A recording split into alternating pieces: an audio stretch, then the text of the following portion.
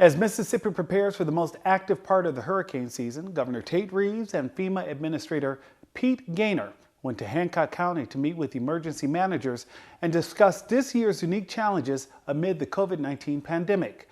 Jaclyn Coleman has more. In the midst of COVID-19, emergency managers are still reminding us hurricane season is still well and alive. So it is hurricane season.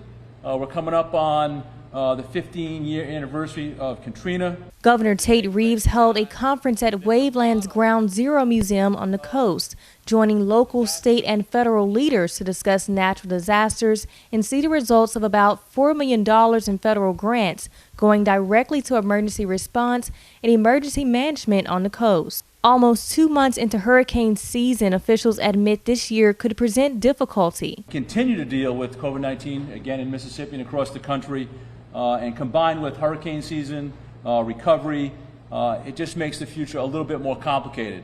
Not impossible, but more complicated. Gaynor says FEMA has a COVID-19 operational guide for this hurricane season that includes a detailed plan. Things like sheltering, you're going to need more square footage because of social distancing.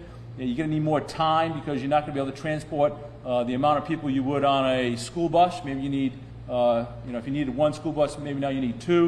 Governor Reeves emphasizing the model he says works best. When we have natural disasters, that they must be state managed, locally executed, and federally resourced. Gaynor noted that the federal resources in place almost doubles the regular budget. Today, I have about $70 billion in the Disaster Relief Fund to respond to COVID-19, to respond to hurricanes and any other natural disaster that is in front of us, to include recovery. Reeves says through all this, he knows the federal government has the state's back. In Hattiesburg, I'm Jaclyn Coleman.